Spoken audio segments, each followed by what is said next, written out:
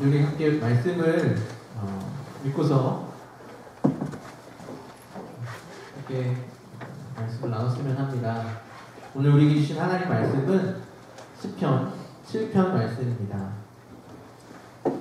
시편 7편 말씀 1절부터 17절까지 전장을 함께 읽도록 하겠는데요.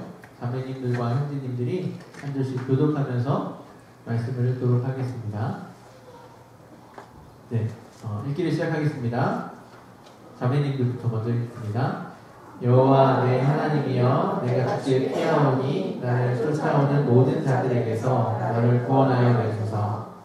어떤 자가 없으면 그들이 하나같이 나를 찢고 뜯을까 하나이다. 여호와 하나님이여, 내가 이런 일을 행하였거나 내 손에 죄악이 있거나 확신한 자를 악으로 덮었거나 까닭없이 빼앗았거든. 원수가 나의 영혼을 쫓아잡아 내 생명을 땅에 짓밟게 하고 내 영광을 먼지 속에 살게 하소서.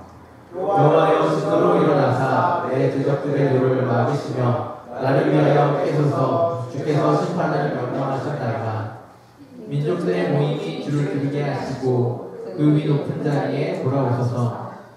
여호와께서 만민에게 심판을 행하시오니 여호와여, 나의 의와 나의 성실함을 따라 나를 심판하소서.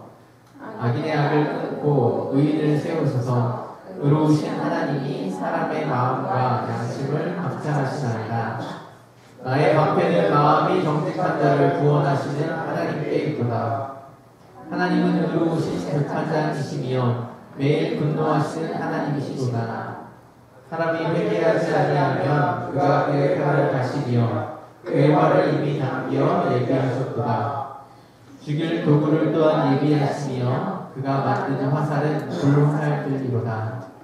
악인이 죄악을 낳으며 죄악을 베어 거짓을 낳았도다. 그가 웅덩이를 파 만들며 제가 만든 함정에 빠졌도다. 그의 죄악은 자기 머리로 돌아가고 그의 포악은 자기 정수리에 내리로다. 다 같이 읽겠습니다.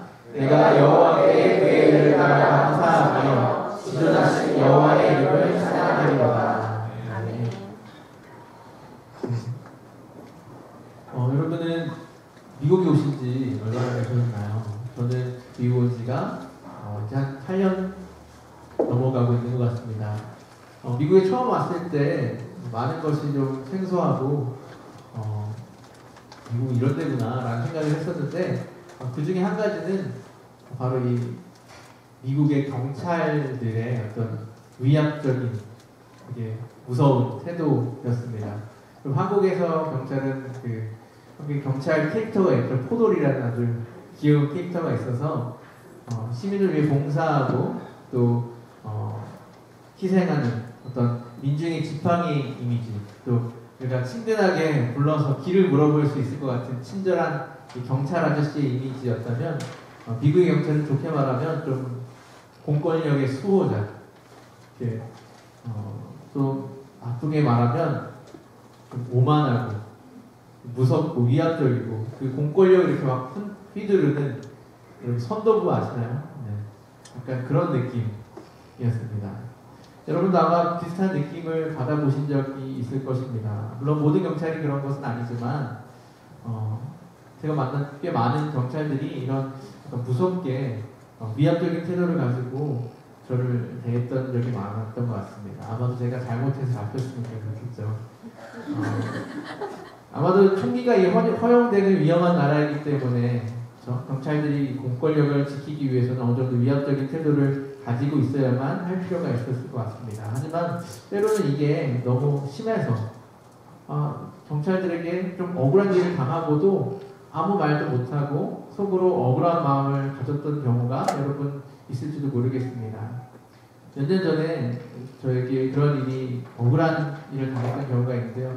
억울한지 아닌지 여러분이 좀 들어보시고 판단을 한번 해주시기 바랍니다. 당시 저는 이렇게 이른 아침에 처음 가는 길을 운전하고 있었습니다. 아무래도 길을 잘 모르다 보니까 이 직진 차선인 줄 알고서 이렇게 가고 있었는데 이렇게 나와서 봤는데 거기가 이 우회전 차선이더라고요. 그래서 끝에서 이렇게 안으로 들어왔고 그래서 가다가 이렇게 길을 꺾어서 거의 이제 한 10m, 20m만 가면 다 온 것 같아도 갑자기 뒤에서 사이렌이 울리면서 경찰이 따라붙더라고요. 그래서 옆으로 세웠습니다.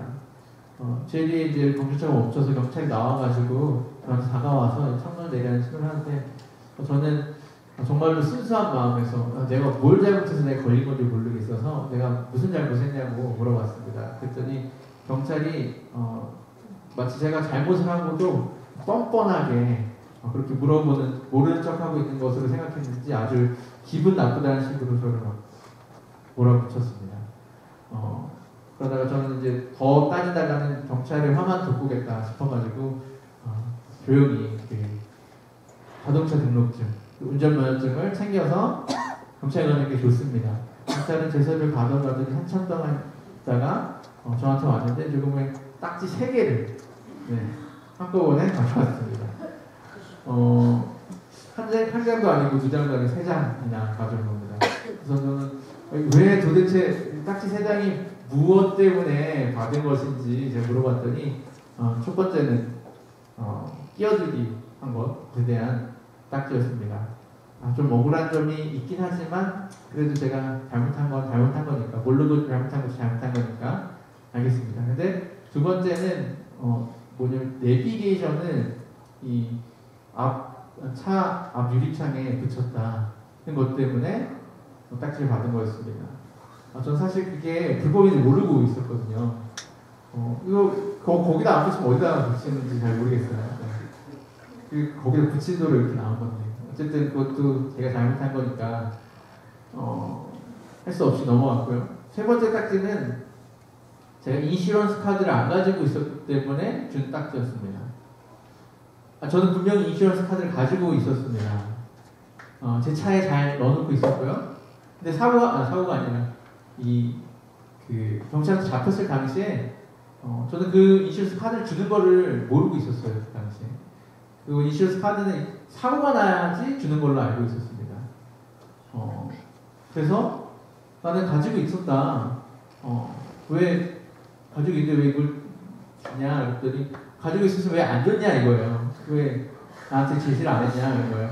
그래서 저는 그걸 달라고 한 적 있냐? 나한테 달라고 한 적 없으니까 나는 모르니까 난 이것만 줬는데 왜 그렇게 하냐? 그랬더니 이 딱지를 다시 취소할 수는 없는지 경찰 그럼 법원에 가서 납기티라고 얘기하라고 말하고는 Have a nice day 하면서 가버렸습니다. 되게 이른 아침이었어요 그날이. 이른 아침 이른 시간이었는데 전혀 Have a nice day가 될 수가 없는데 그렇게 하고 억울하게 가버린 겁니다. 여러분들 중에 저와 비슷한, 아니 저보다 훨씬 더 억울한 경험을 하신 분들이 있으실 것 같습니다. 그런 억울함 속에서 바라는 건 한 가지밖에 없죠. 정말 의로운 어떤 재판관이 나타나서 공의로운 판결을 통해 억울함을 좀 풀어주기만을 바라는 그런 마음을 여러분 가지셨던 적도 있으실 것입니다. 오늘 우리가 읽은 시편 말씀에서는 이 시편의 저자, 시편을 기록한 사람 다윗이 이런 억울한 상황에 놓여 있었습니다. 우리가 이 시편, 우리가 앞에 나온 자막을 보면요, 시편 제목이 안 보이잖아요, 그렇죠? 여러분이 만약에 성경을 가지고 다니시면 성경에는 그 시편의 제목이 나와 있습니다. 혹시 성경 가지고 계신 분 한번 있으신가요? 네. 그 시편 제목이 뭐라고 나와 있는지 좀 알려주시겠어요? 시편 7편의 제목입니다. 제목 뭐라고 붙어 있죠, 앞에? 타이틀이 붙어 있잖아요. 다윗의 시가요. 네, 다윗의 뭐라고요? 시가요. 네, 시가요. 끝입니까? 베냐민의 구시의 말에 따라 여호와께 드린 노래. 네, 베냐민 지파 사람 구시가 한 말에 따라서 여호와께 드린 노래라고 되어 있습니다. 우리가 이 시편 타이틀을 보면은 시편이 어떤 상황에서 나왔는지, 또 이 시가 누구의 시인지 알 수 있는데요. 방금 얘기한 것처럼 다윗이 지은 시고요. 또 그 시를 왜 지었냐면 베냐민 지파 사람 구시가 뭐라고 말을 했기 때문에 그것에 따라서 하나님께 드리는 시였습니다. 우리가 이걸 통해 알 수 있는 건 베냐민 지파 사람인 구시라는 사람이 다윗에게 억울한 누명을 뒤집어 씌웠다는 것을 알 수 있습니다. 안타깝게도 우리가 이 베냐민 지파 구시 굿이랑 베냐민 집한 사람을 찾아봤는데 성경의 다른 부분에서 나오지 않기 때문에 더 정확한 사건의 정황을 알 수는 없습니다.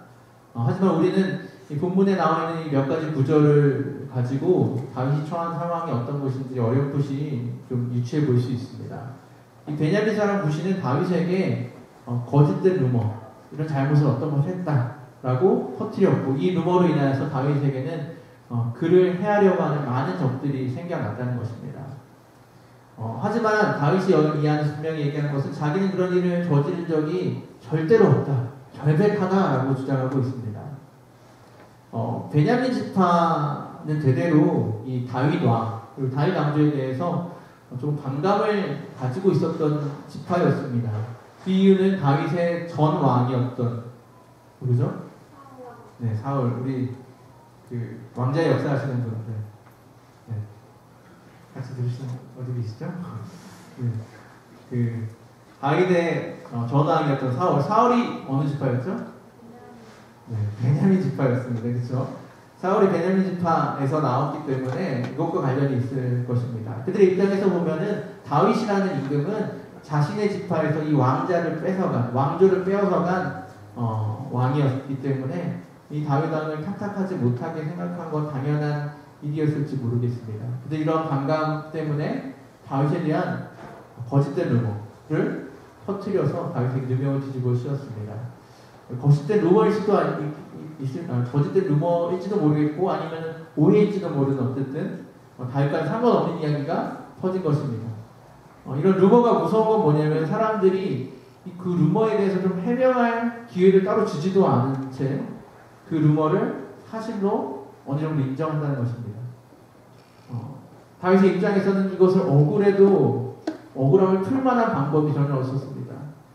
그리고 단순히 억울하기만 한 문제가 아니라 실제적으로 다윗에게 다윗을 반대하는, 이 루머만을 믿고 다윗을 반대하는, 그리고 다윗을 공격하는 사람들이 생기게 되었던 것입니다. 이렇게 억울하고 답답한 이 상황에서 다윗이 찾은 것은 누구였습니까?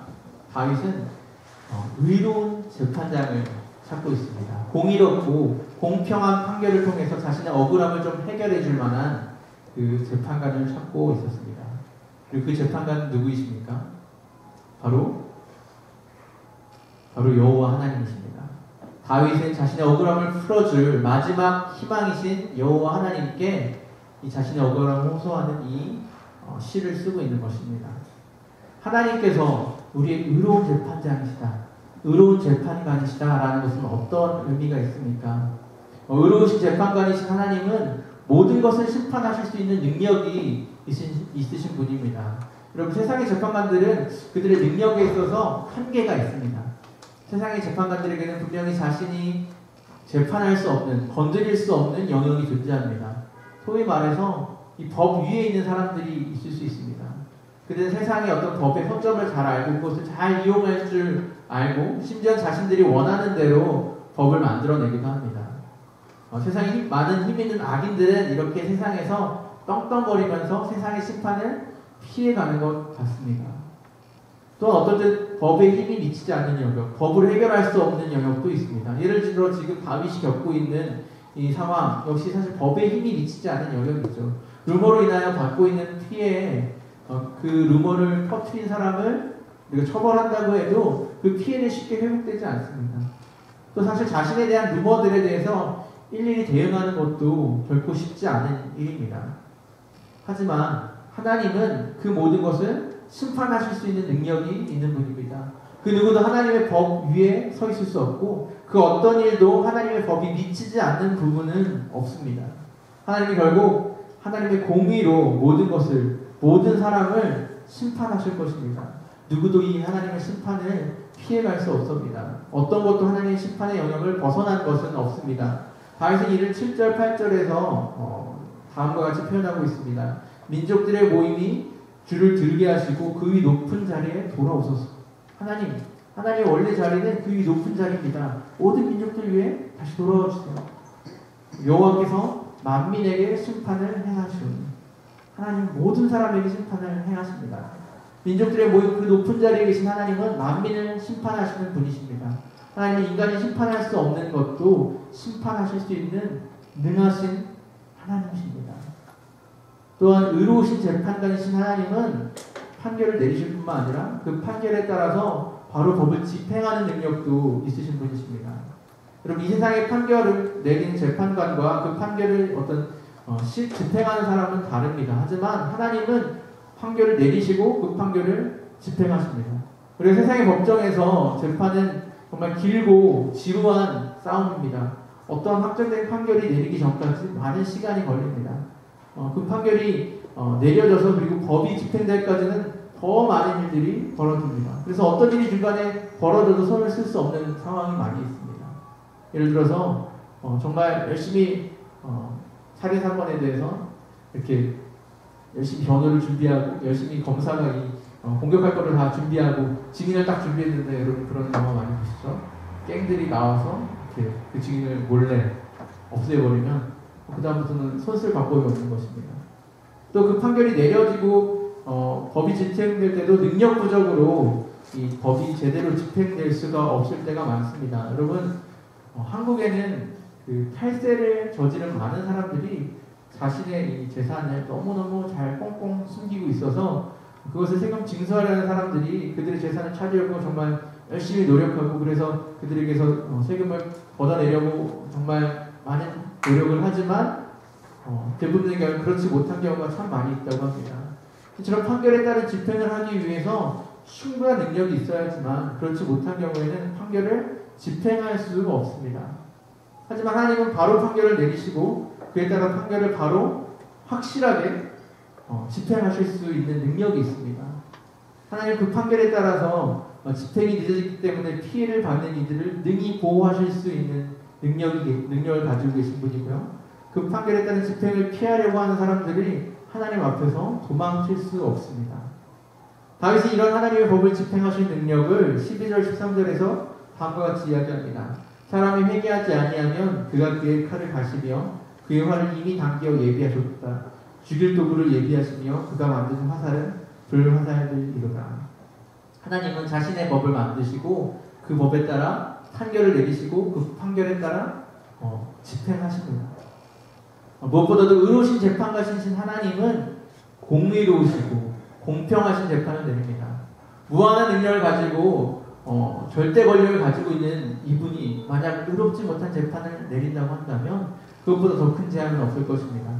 하지만 하나님께서는 그 무한한 능력을 가지고 완전히 공의로우시고 공평하신 재판을 베푸시는 분이십니다. 세상의 재판관은 자신의 능력 부족 때문에 때로 잘못된 판단을 내릴 때도 있고 자신의 지식의 부족으로 인해서 제대로 된 판단을 내리지 못할 때도 있습니다. 법에는 허점이 있을 수도 있고요. 인간은 어떤 감정과 선입견 때문에 또 개인적인 이해관계에 의해서 잘못된 판결을 내릴 수도 있습니다. 얼마 전에 어떤 뉴스 토픽 같은 걸 본 적이 있는데요. 어떤 전도 유망한 그 미식축구 선수였던 고등학생이 어떤 자기 하부였나요? 어떤 여자친구가 자기한테 자기 해코지했다고 뒤집어씌워가지고 무려 10년이라는 긴 시간 동안 군대 감옥에 갇히고 또는 그 재판을 했었어야 했다고 하는 이야기를 본 적이 있습니다. 전도 유망한 그리고 많은 사람으로부터 많은 그 프로팀으로부터 러브콜을 받는 그런 미식축구 선수였는데 이 10년이 날아가 버리면서 그 한 학생의 삶이 완전히 망가져 버렸습니다. 어떻게 보면은 이 재판관들이 판사들이 제대로 된 판결을 제대로 내려주지 못했기 때문에 이런 어려움들이 생겼던 것입니다. 하지만 하나님은 모든 것을 아시는 전지전능한 분이십니다. 모든 것을 하실 수 있는 전능한 능력이 있는 분입니다. 허점이 없으시고 또 인간의 그 감정에 얽매일 일도 없으십니다. 하나님은 심지어 사람의 마음속에 숨겨져 있는 그 은밀한 죄까지도 그리고 그 의도까지도 파악하실 수 있는 분이십니다. 그렇기 때문에 하나님은 완전한 심판, 완전히 공의롭고 완전히 공평한 심판을 내리실 수 있는 분이십니다. 다시 이런 하나님의 공의롭고 공평하신 재판을 내리실 수 있는 그 힘, 능력을 10절에서 이렇게 이야기합니다. 악인의 악을 끊고 의인을 세우소서. 의로우신 하나님이 사람의 마음과 양심을 감찰하시나이다. 하나님 모든 것을 판결하신 능력을 가지고서 사람의 마음과 양심을 감찰하십니다. 모든 것을 판결하신 능력, 모든 판결을 집행하신 능력이 있으신 이분이 공의로우시고 공평하시다는 것입니다. 그렇다면 하나님께서 이처럼 공의로우신 재판관이라는 것, 그것이 우리에게는 어떤 의미가 있겠습니까? 먼저 하나님께서 공의로우신 재판관이라는 사실은 우리에게 큰 위로가 됩니다. 여러분, 세상을 살아가면서 우리는 정말 어렵고 억울한 일을 얼마나 많이 겪게 됩니까? 돈이 없어서, 힘이 없어서, 아니면은 뒷 배경이 없어서, 억울하면서도 그 억울함을 풀 방법이 없어서 가슴이 미어졌던 경험들을 여러분 많이 해보셨을 것입니다. 특별히 미국에서 이민자로 살면서, 또 마이너리티로 살면서, 또 어떤 분들은 언어가 잘 안 돼서 겪어야 했던 저 같은 사람이죠. 그런 어려움들, 억울함을 여러분 모두 한 번씩 경험해 보셨을 것입니다. 내가 한국에서만 있었다고 하더라도 이렇게 억울하게 당하지 않았을 텐데 하는 마음을 가지셨던 적이 있으셨을지도 모르겠습니다. 하지만 너무나도 감사하게도 우리에게는 우리 억울함을 해결해 주실 수 있는 우리 의로우신 재판관이 있으시다는 것입니다. 하나님, 우리 돈이 없다고 해서, 힘이 없다고 해서, 또 우리가 이민자라고 마이너리티라고 해서, 아니면 언어가 잘 되지 않는다고 해서 우리의 억울함을 모른 채 하실 분이 아니십니다. 아무리 어려운 케이스일지라도 하나님은 우리를 그 어려움을 해결해 주실 수 있는 능력을 가지고 계신 분이십니다. 우리에게 이런 의로우신 재판관이 있다는 이 사실은 우리에게 정말 큰 위로가 된다는 것입니다. 억울함 속에서, 답답함으로 인해서 정말 가슴을 치고 계신 여러분들, 하나님께서 우리의 의로우신 재판관이라는 것을 믿고 하나님께 그 모든 억울함을 털어놓으시기 바랍니다. 하나님께서 공의롭고 공평하신 그 재판으로 여러분들의 억울함을 해결해 주실 것입니다. 또한 하나님께서 공의로우신 재판관이라는 사실은 우리에게 큰 경고를 줍니다. 하나님의 심판은 틀리지 않습니다. 하나님의 심판은 공의롭습니다. 우리가 숨기고 있는 모든 죄악들, 우리 마음속에만 가지고 있었던 그 죄악들 하나님 아십니다. 하나님은 마음과 양심을 판단하신다고 했습니다. 우리는 하나님 앞에서 어떤 것도 숨길 수가 없습니다. 그리고 하나님은 공의에 따라서 공평하게 우리를 심판하실 것입니다. 우리는 그분의 심판을 피할 수도 없습니다. 우리가 살아가면서 잘못된 길을 선택하려고 할 때마다 편법과 불법을 행하고 싶은 마음이 우리 마음 가운데 들 때마다 우리는 하나님의 공의로우신, 그리고 그분이 우리 재판관 되신다는 사실을 기억해야 합니다. 아무도 보지 않고 또 아무도 모른다고 생각할 때 하나님은 보고 계시고 하나님은 알고 계십니다. 또 우리는 하나님 앞에서 죄를 지었을 때마다 그 죄에서 회개하고 그것으로부터 돌아서야 됩니다. 하나님께서 회개하지 않는 자들에게 심판을 내리실 것이라고 본문에서 분명히 말씀하고 있습니다. 우리는 코란데우, 하나님 앞에 서 있는 자로 살아야 합니다. 마지막으로 하나님께서 공의로우신 재판관이라는 사실은 우리에게 큰 은혜입니다.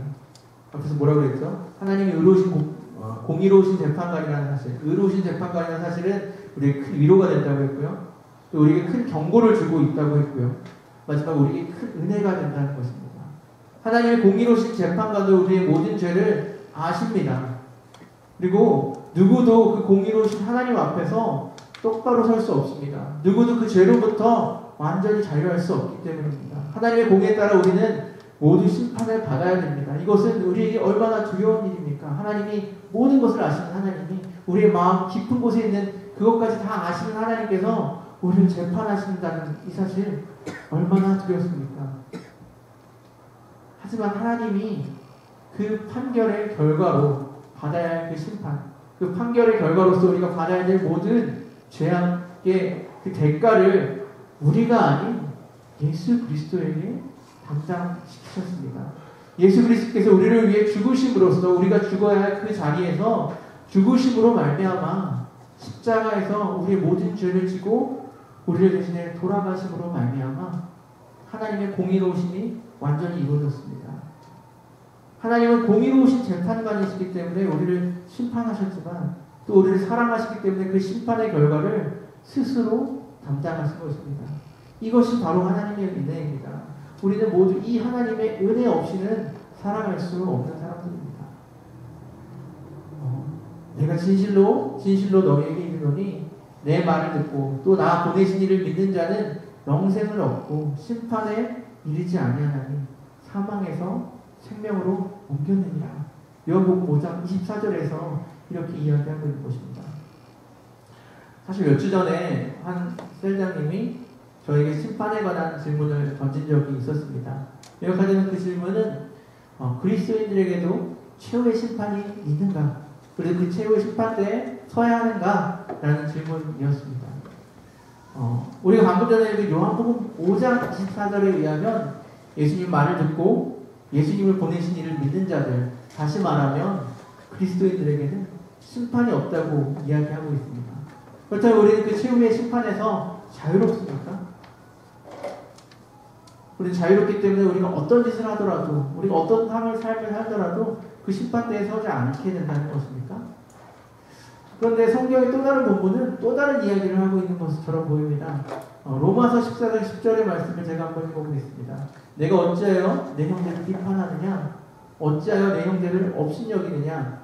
우리가 다 하나님의 심판대 앞에 서리라. 우리가 다 하나님의 심판대 앞에 서리라.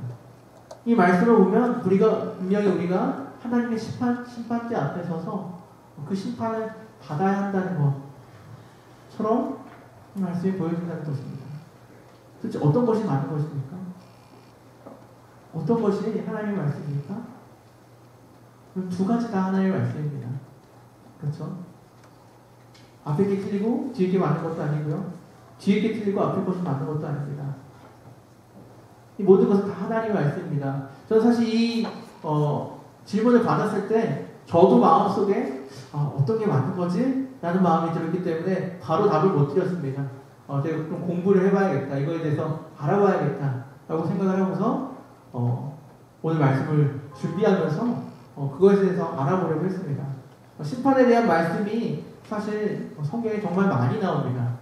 우리는 심판에 대한 관심이 별로 없을지도 모르고요. 차라리 그냥 오늘날 사는 것, 오늘 이 자리에서 사는 것, 이것이 더 우리에게 중요한 것 같고, 우리가 지금 바로 적용 가능한 그런 말씀들, 그것이 우리에게 더 중요한 것처럼 느껴지겠지만, 사실 성경을 보면은 정말 많은 빈도로 이 심판에 대해서 이야기하고 있는 것을 알 수 있습니다. 우리가 만약 오늘날 우리가 어떻게 살아가야 되는지 그것에만 관심을 갖고 우리에게 있을 앞으로 우리에게 다가올 수 있는 우리의 죽음과 그 죽음 이후의 심판과 그리고 천국과 지옥에 대해서 관심을 갖지 않는다고 한다면 우리는 마치 매일매일 살아가면서 숙제가 바쁘기 때문에 기말고사를 준비 못했다고 하는 것과 똑같은 것입니다. 숙제를 물론 해야 됩니다. 하지만 그 숙제를 하면서도 우리는 기말고사를 준비해야 됩니다. 숙제를 하느라 바빠서 기말고사를 준비할 시간이 없다면 매일매일 하는 그 숙제를 통하여서 그 방향을 기말고사를 준비하는 방향으로 잡고 그 숙제를 해야 될 것입니다. 마찬가지입니다. 우리의 삶이 매일매일 바쁘고요. 매일매일 해야 될 일들이 있고 그 안에서 정말 매일매일 힘들게 살아가고 있기 때문에 우리 마지막에 우리 준비하지 못했다고 하나님 앞에서 우리를 변명할 수 없을 것입니다. 우리는 이 심판에 대한 말씀에 관심을 기울이고 우리 매일매일 살아가는 것이 이 마지막 심판을 위해 어떻게 하나님의 심판대 앞에 설 수 있을 것인가 라는 마음을 가지면서 우리 매일매일을 살아가야 될 것입니다. 그래서 다시 원래 질문으로 돌아와서 과연 우리는 그러면 하나님의 심판대 앞에 서게 될 것인가? 서게 되지 않을 것인가? 제가 열심히 공부를 해봤고 찾아봤는데 잘 모르겠어요. 솔직히 말하면 잘 모르겠습니다. 하지만 한 가지 분명한 건 있습니다. 무엇이냐면 심판은 반드시 있고요. 그 심판이 있을 때 우리 예수 그리스도를 통해서만 구원을 얻을 수 있다는 것입니다. 우리가 구체적으로 그 심판대에 앞을 딱 서게 돼서 하나님께서 네가 언제부터 언제까지 잘못한 거, 네가 태어나부터 지금까지 잘못한 게 무엇인지 쭉쭉쭉 읽으시고 그 다음에 어떻게 해 이렇게 말씀하실지 안 할지는 잘 모르겠습니다. 하지만 분명한 것은 하나님께서 공의로우신 분이기 때문에 분명히 심판을 하실 것입니다. 그 그 심판대 앞에 우리가 서게 될지 아니면은 안 서게 될지 그냥 지나가게 될지는 정확하게 잘 모르겠습니다. 하지만 그 심판이 있다는 것은 분명하고요. 우리가 그 심판대 앞에 설 때 그 심판대에서 그 심판으로부터 우리가 구원을 얻을 수 있는 방법은 아무것도 없고 오직 참기 예수 그리스도를 믿고 예수 그리스도를 의지하는 일밖에 없다는 것. 그것은 분명히 알겠습니다. 제가 말씀을 통해서 분명히 알 수 있는 것은 바로 그것입니다. 그렇습니다. 하나님의 심판은 분명히 있습니다. 그리고 오직 예수 그리스도를 통해서만 구원을 받을 수 있습니다. 우리의 의로 할 수 없습니다. 하지만 이 이야기가 결코 그렇기 때문에 우리 이 세상 살면서 아무렇게나 살아도 된다. 어차피 예수님께서 구원을 해주셨으니까 아무렇게나 살아도 된다. 라는 이야기를 들려서는 안 됩니다. 우리가 받아야 될 그 심판을 예수님께서 대신해서 받으셨기 때문에 우리가 받아야 될 그 죽음과 우리가 받아야 될 그 지옥의 형벌을 예수님께서 나를 대신해서 받으셨기 때문에 사실 그 심판에 대한 모든 대가를 모든 결과를 예수님께서 받으셨기 때문에 우리가 구원받은 것이라는 그 사실을 기억할 때 그래서 우리가 그 생명을 받은 것이라는 것을 기억할 때 그 은혜를 기억할 때 우리는 그 은혜 앞에서 그 은혜를 그냥 아무것도 아닌 것처럼 허랑방탕하게 써버려서는 안 됩니다. 그 은혜에 감사함으로 우리의 삶에 변화가 있어야 됩니다. 정말 진정한 믿음으로 그 은혜를 받을 때 우리의 삶 가운데서는 그 심판을 준비하고 그 심판을 바라보며 감사하는 마음으로 하나님 앞에 온전히 순종할 수 있게 되는 그리스도 안에서 온전하게 설 수 있게 되는 그런 놀라운 역사가 일어날 것입니다. 오늘 이 말씀을 받으시는 모든 청년부원들 하나님께서 우리 공의로우신 재판관이라는 사실을 기억하시기 바랍니다. 그 하나님의 공의로우신 재판 앞에 우리의 모든 억울함을 털어놓으심으로 위로함을 받을 수 있기 원합니다. 그리고 그 하나님의 공의로우신 재판관의 사실을 기억하면서 그 하나님께서 우리를 구원하신 우리가 죄인임에도 불구하고 우리가 구원받을 수 없는 우리가 영원한 형벌에 들어갈 수밖에 없는 죄인임에도 불구하고 우리를 구원해 주신 하나님의 은혜에 감사하는 삶을 살 수 있기를 바랍니다.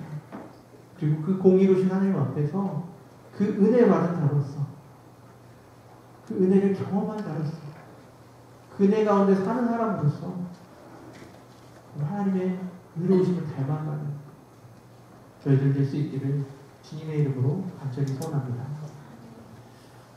이 시간 오늘 받은 말씀을 놓고서 함께 기도하겠습니다. 사랑하는 하나님 감사합니다. 하나님께서 우리의 공의로우신 재판관이라는 이 사실이 우리에게 큰 위로가 됩니다. 또 우리에게 큰 경고를 줍니다. 또 우리에게 큰 은혜가 됩니다. 하나님 우리의 모든 억울함들을 주님 앞에 내려놓기 원합니다. 이 세상의 다른 곳에 또 다른 어떤 것에 의지하여 또는 우리 자신의 힘으로 그 억울함 해결하려고 하는 것이 아니라 우리의 재판관 되시는 하나님께 의지하여 하나님께서 우리의 모든 억울함을 해결해 주시는 믿으며 나아가기 원합니다. 공의로우신 하나님 앞에 우리 모든 죄를 내려놓기 원합니다. 주님 앞에 우리의 모든 죄를 내려놓고 그리고 주님 앞에서 숨길 수 없음을 고백하는 죄인임을 고백하는 주님 앞에 나아갈 기회를 낼 수 있도록 인도하여 주시옵소서. 공의로우신 하나님 앞에 그 은혜에 감사하는 우리를 낼 수 있게 원합니다.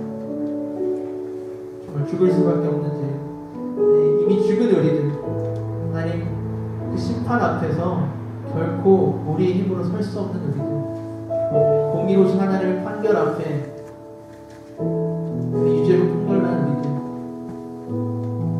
우리를 위하여 예수님께서 대신해서 죽으시고 대신해서 그 심판의 결과를 당하시고 그 심판의 결과로 십자가의 길을 돌아가시고 하나님께 버려주신 그 은혜를 기억하며 그 은혜 가운데 살아갈 수 있는 저희들 될 수 있도록 아버지 인도하여 주시옵소서. 감사드리며 예수님의 이름으로 기도합니다.